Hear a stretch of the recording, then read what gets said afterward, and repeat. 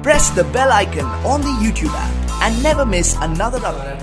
जैसा कि देख रहे हैं कि कल का टॉपिक जो चला था किसके बारे में चला था, तो वेक्टर के बारे में जानकारी प्राप्त किए थे कि वेक्टर किसको कहेंगे, वेक्टर के कितने प्रकार होते हैं, इस सब की जानकारी हम कल के वीडियो में प्राप्त कर लिए थे। तो इस वीडियो को देखने से पहले जो कल हम लोग वीडियो यूट्यूब का अपलोड किए हैं उस वीडियो को देख लीजिए, ताकि आज जो समझा रहे हैं इससे ज़्यादा क्या होगा, उस वीडियो का आप देखिएगा तो ये ज़्यादा समझ में आएगा। तो खैर ऐसे भी समझ में आएगा, लेकिन उस वीडियो को जब देखिएगा आप तो क्या होगा, उसमें कुछ जो बेसिक कंसेप्ट है उसमें बताया गया है, तो जाकर देख लीजिए, डिस्क्रिप्शन में लिंक डाला हुआ है। तो चलिए वीडियो को स्टार्ट करते हैं। जैसा कि कल यूनिट वेक्टर हम लोग पढ़ रहे थे, तो उसी में कुछ वेक्टर के क्लासिफिकेशन पढ़ना है, यानी कि वर्गीकरण पढ़ना है। जैसा कि एक पहल का देख लीजिए, जीरो वेक्टर, फिर equal vector, negative vector, collinear vector और कोएफिशिएंट वेक्टर। तो ये हम आज पांचों को बारी बारी से अध्ययन करेंगे। तो चलिए वीडियो को स्टार्ट करते हैं। तो पहला को देखना है, पहला देखिए, पहला क्या है, जीरो वेक्टर।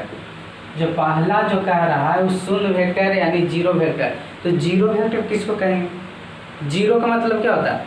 जीरो, जैसे जीरो का मतलब क्या सकते हैं, उसका कोई मान ना हो, जीरो वेक्टर कोई मान ना हो, उसी को क्या बोलेंगे, तो जीरो वेक्टर बोलेंगे। जैसा कि यहाँ देखिए, जैसे वैसा सदिश, सदिश इसको पहले जाने की सदिश होगा क्या जीरो वेक्टर में, तो कहेगा कि वैसा सदिश जिसका परिणाम क्या होगा, तो शून्य होगा, यानी कि वैसा सदिश को हम जीरो वेक्टर कहेंगे, यानी शून्य वेक्टर कहेंगे, जिसका परिमाण होगा, यानी परिमाण जो होगा वो बिल्कुल न के बराबर होगा, यानी कह सकते हैं कि उसका परिणाम शून्य होगा, तो उसी को क्या कहेंगे, जीरो वेक्टर। जैसे मान लीजिए कि कोई वस्तु है, यहाँ कोई वस्तु है,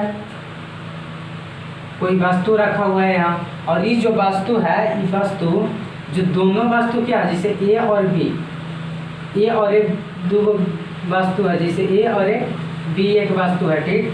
इस वस्तु पर क्या होगा ना कि ये बीच की दूरी जो है, ये बीच की दूरी ना दे करके दोनों जो वस्तु होगा, दोनों वस्तु एक ही पर होगा, यानी कि दोनों वस्तु क्या होगा, तो दोनों एक ही पर होगा, अंत इसके बीच की दूरी कुछ है, कुछ नहीं परिमाण इसका है, तो इसी को क्या कहेंगे, जीरो वेक्टर। और जब वेक्टर की बात है तो वेक्टर को कैसे इंडिकेट करेंगे, या तो इसको मोटा कर देंगे, ये भी को या तो मोटा कर देंगे, बोल्ड कर देंगे, या फिर वेक्टर को क्या तीर चिन्ह के द्वारा भी सूचित कर सकते हैं।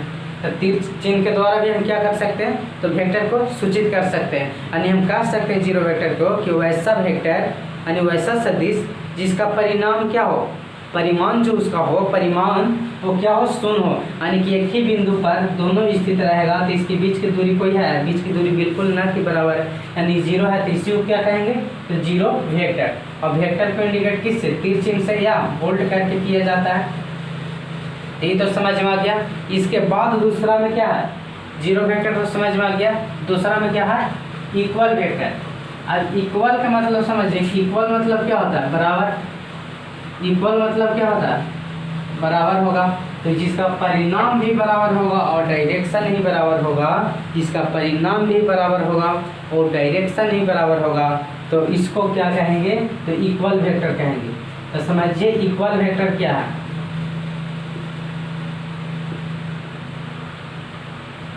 इक्वल वेक्टर यानी कि सामान्य सदिश, सामान्य सदिश। इक्वल वेक्टर का जो अच्छा से जो एग्जाम्पल देंगे वो युवा के लोग देते हैं, जिसे क्या कहेगा कि हम किसी से कम नहीं है। ये जो कहेगा, जो यहाँ आदमी जो बोलता है कि हम किसी से कम नहीं है, तो उसी को हम कहेंगे इक्वल वेक्टर कहेंगे। वेक्टर भी यही बोलता है कि हम परिमाण और दिशा एक दूसरे के बराबर होंगे, हम किसी से कम नहीं होंगे। जैसा कि आप लोग सुने होंगे, जैसे कोई क्या करता है, कोई में थोड़ा सा विवाद हो जाता है, मान लो कि एक ये है और एक ये है, दोनों क्या है, एक आदमी है, ये दोनों में विवाद होगा, तो जानते हैं क्या कहेगा कि हम एक दूसरे से कम नहीं है, ये कहेगा इसको कि हम आपको से कम नहीं, और ये कहेगा कि हम आपको से कम नहीं, यानी कि कह रहा है कि हम आपको से कम नहीं, और ये कह रहा है कि हम आपको से कम नहीं, यानी कि डायरेक्शन किधर कर रहा है, इधर की ओर कह रहा है कि हम हैं जो आपको से कम नहीं, लेकिन ये इसको और इंडिकेट कर रहा है कि हम भी हैं जो आपसे कम नहीं। तो वही कहा जाता है क्या, समान सदिश में, कि वैसा सदिश जिसका परिमाण भी बराबर हो और डायरेक्शन ही बराबर हो। जैसे देख लीजिए, एक वस्तु है और दूसरी वस्तु है, इसकी परिमाण मान लीजिए कि वस्तु है तो इसकी परिमाण क्या हो जाएगा, इसको तो पहले प्रारंभिक बिंदु को क्या कहेंगे, इनिशियल पॉइंट, और फिर इसको टर्मिनल बोलेंगे, यानी कि इसको हेड बोलेंगे तो इसको टेल बोलेंगे, यानी कि टेल इसको बोलेंगे तो इसको हेड बोलेंगे, इसको हेड बोलेंगे तो इसको टेल बोलेंगे। तो ये क्या हो गया, यहाँ से देखिए तो यहाँ से तो इक्वल दोनों का कब होगा, मान लीजिए इसके बीच की दूरी एल को ले सकते हैं, इसकी बीच की दूरी एल ले लिए, ठीक। तो यहाँ क्या हो गया, यानी कि ये वेक्टर हो गया, ये वेक्टर। उसी प्रकार से दूसरा लेते हैं, क्या ए से बी तक ले लिए तो सी से डी तक भी ले सकते हैं। इसके बीच की दूरी को एल ले लीजिए, तो इसका क्या परिमाण भी समान है और दिशा भी समान है, परिमाण भी और दिशा दोनों समान है। देखिए तो दोनों समान है, तो इसको क्या कहेंगे, इक्वल वेक्टर, यानी कि सामान्य सदिश उसको हम कहेंगे, जिसका परिमाण भी समान और दिशा भी समान होगा, उसी को क्या कहेंगे, सामान्य सदिश कहेंगे, इक्वल वेक्टर कहेंगे। तो चलिए ये भी समझ में आ गया। अब हम तीसरा जानेंगे नेगेटिव वेक्टर। तो नेगेटिव वेक्टर किसको कहेंगे, नेगेटिव वेक्टर किसको कहेंगे। अब नेगेटिव का मतलब समझ में आ रहा है, नेगेटिव थिंकिंग, जैसे नेगेटिव वेक्टर किसको कहेंगे, समझ लीजिए इसको भी।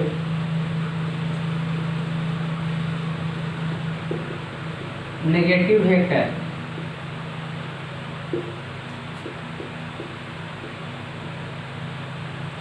ऋणात्मक सदिश,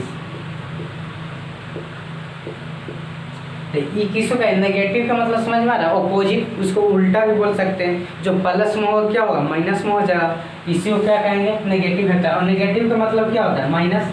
नेगेटिव का हमेशा क्या होता है, नेगेटिव का मतलब माइनस होता है। जैसे सुनिए, इसका परिमाण क्या होगा, परिमाण तो समान हो जाएगा, मान लीजिए कि परिमाण समान है, लेकिन परिमाण जब समान है लेकिन इसका डायरेक्शन एक दूसरे के विपरीत होगा।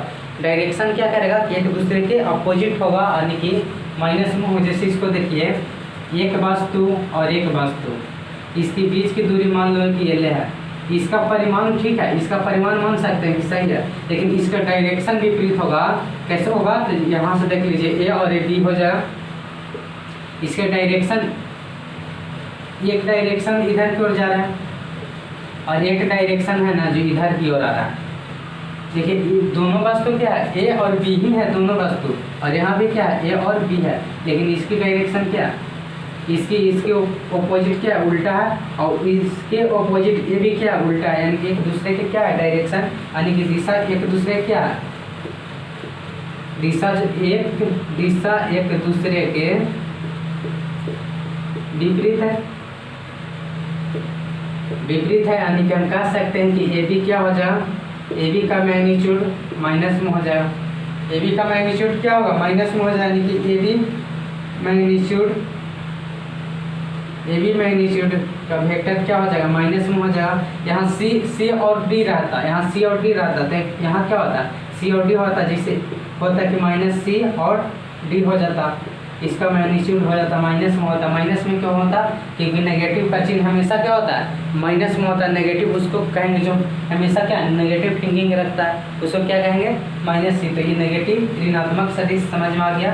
अब आगे है क्या, कोलिनियर वेक्टर। तो पहले तो हम कोलिनियर के समझेंगे, कोलिनियर किसको कहेंगे, तो कोलिनियर का हिंदी में संरेखीय कहा जाता है, निसंरेख कहा जाता है, उसको हिंदी में ही इंग्लिश में कोलिनियर कहा जाता है। तो समझिए इसको किसको कहेंगे,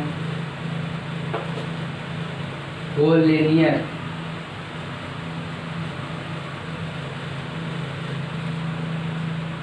कोलिनियर वेक्टर, जैसे कोलिनियर वेक्टर कहेगा,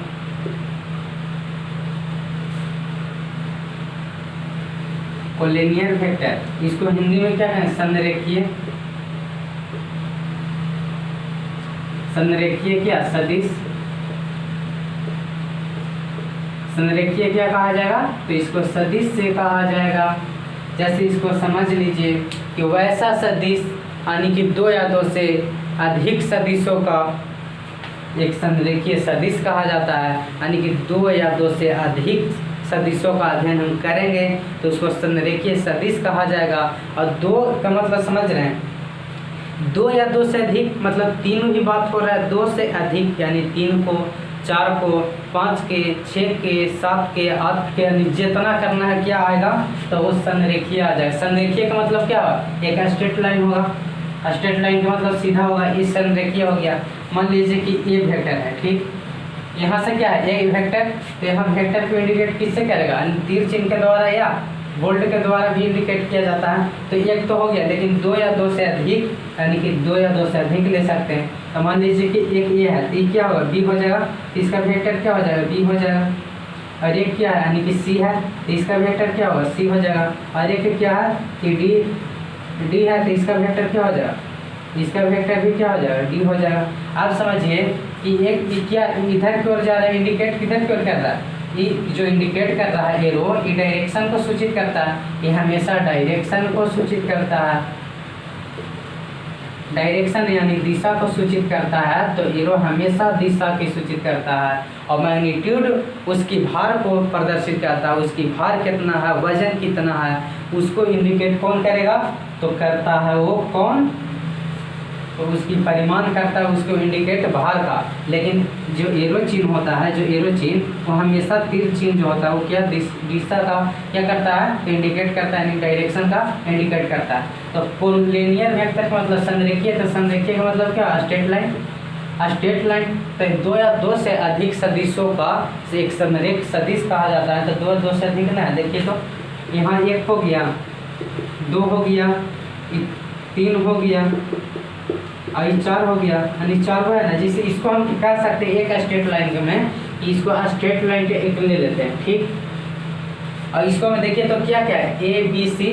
तो मान लीजिए कि यहाँ से एक यहाँ से क्रॉस किया तो ए वेक्टर हो गया, फिर यहाँ से क्रॉस किया तो बी वेक्टर हो गया, फिर यहाँ से किया तो सी वेक्टर हो गया, और यहाँ से किया तो डी वेक्टर हो गया।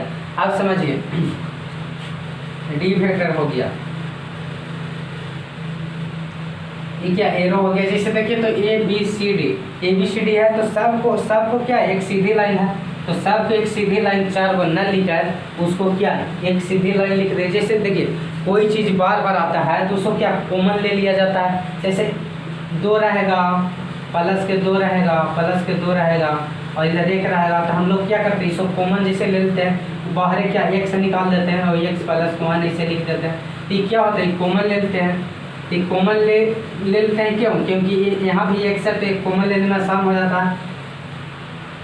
तो यहाँ जैसे गुना करिएगा कि एक्स स्क्वायर प्लस के एक्स इसको कर रहेगा, तो यहाँ ना हो जाए एक्स स्क्वायर प्लस के एक्स, तो इसको हम कॉमन ले लेंगे, एक्स यहाँ ले लेंगे तो एक्स प्लस 1 हो जाएगा। तो उसी प्रकार से इसको क्या एक स्ट्रेट लाइन तो सब के लिए, तो एक सीधी स्ट्रेट लाइन लेकर के और सब को एक में क्या कर दिए, तो एक में सजा दिए, इसी को कहा जाता है संरेखीय वेक्टर कहा जाता है। आगे समझिएगा क्या लास्ट है क्या सह-आदिम सदिश। सह-आदिम सदिश किसको कहेंगे ये भी समझ लीजिए।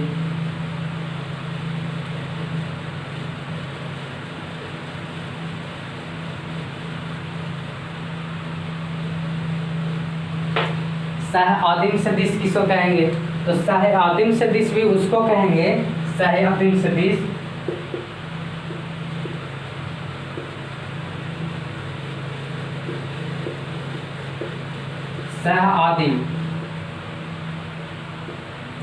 सह-आदिम सदिश किसको कहेंगे, पहले इसको जान लीजिए।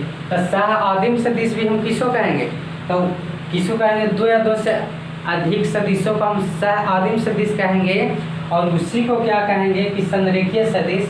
लेकिन इसमें एक नियम कहता है कि हाँ हम ठीक है हम कह सकते हैं कि 2 या 2 से अधिक सदिशों के एक सह-आदिम सदिश कहेंगे, लेकिन इसका मुख्य कारण रीजन जो होता है, जो कहा जाता है कि एक ही बिंदु से कोई एक बिंदु है वहीं से सब का सदिशों का एक निरूपित किया जाएगा। जैसे एक बिंदु मान लीजिए, प्रारंभिक बिंदु क्या है यही है, और यहीं से जो भी निकलेगा डायरेक्शन सब एक ही बिंदु से निकलेगा, जो भी निकलेगा सब एक ही बिंदु से निकलेगा।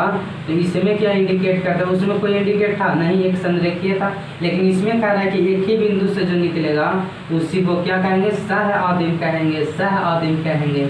मान लीजिए कि ये वेक्टर तो ये बी वेक्टर तो ये सी वेक्टर, तो ये क्या होगा डी वेक्टर, एक ही बिंदु है ना, और 2 या 2 से अधिक सदिशों को आदिम सदिश कहा जाएगा। तो इसको में देखिए तो मान लीजिए कि एक बिंदु है, ठीक, इसको एक बिंदु, और जो भी जैसे देखिए बच्चा, कोई छोटा बच्चा होता है तो क्या करता था, कोई जिद करता है कि जब भी हम रहेंगे तो यहीं रहेंगे, जब भी रहेगा। जैसे छोटा बच्चा क्या करेगा ना, उसको मतलब कोई चीज़ ना दीजिए तो क्या करेगा, जिद करता है, जिद, और जिद जो करेगा, जो मांगेगा उसको देना पड़ेगा। बनाइएगा चावल तो मांगेगा चावल, बनाइएगा तो खाएगा, मांगेगा रोटी, और रोटी बनाइएगा तो मांगेगा चावल। यानी कि उसको एक बात की जिद हो जाता है छोटा बच्चा को। तो इसको हम देखें कैसे करते हैं। जैसे एक बिंदु पर हो गया, और कोई भी यहाँ से स्ट्रेट लाइन जाएगा, यानी कोई भी डायरेक्शन जाएगा तो एक ही बिंदु से आएगा। लेकिन इसमें एक बिंदु से कोई नियम फॉलो किया था नहीं, इसमें तो दो या दो से अधिक सदिशों का एक संरेख कहा जाता था। लेकिन इसको भी दो या दो से अधिक सदिशों को एक संरेख कहेंगे। लेकिन लग गया इसको में कि एक ही बिंदु से जो डायरेक्शन जाएगा, यानी कि जो भी डायरेक्शन होगा सब एक ही बिंदु पर होगा। तो देखिए तो एक बिंदु पर ना है, तो इसको क्या कहेंगे, सह आदिम सदिश कहेंगे, सह आदिम सदिश कहेंगे। जैसे कि ई हो गया, ई एफ हो गया, ई जी हो गया, एच मान लीजिए, ई भी वेक्टर हो जाएगा, ई भी वेक्टर हो जाएगा। सब देखिए तो एक ही लाइन पे है, तो इसको क्या कहेंगे, सह आदिम सदिश कहा जाएगा। तो आज का वीडियो 5 गो टॉपिक हम लोग देखिए ज्ञात कर लिए। पहला था जीरो वेक्टर यानी कि शून्य सदिश, इक्वल वेक्टर सामान्य सदिश, नेगेटिव वेक्टर ऋणात्मक सदिश, कोलिनियन वेक्टर संरेखीय सदिश, और पोनेंशियल वेक्टर यानी कि सह आदिम सदिश। तो उम्मीद करते हैं कि आप लोग का सब समझ में आ गया होगा। अगर समझ में ना भी आया है तो ऐसा तो ना है कि नहीं समझ में, हमको उम्मीद है कि आप लोगों का समझ में आ गया।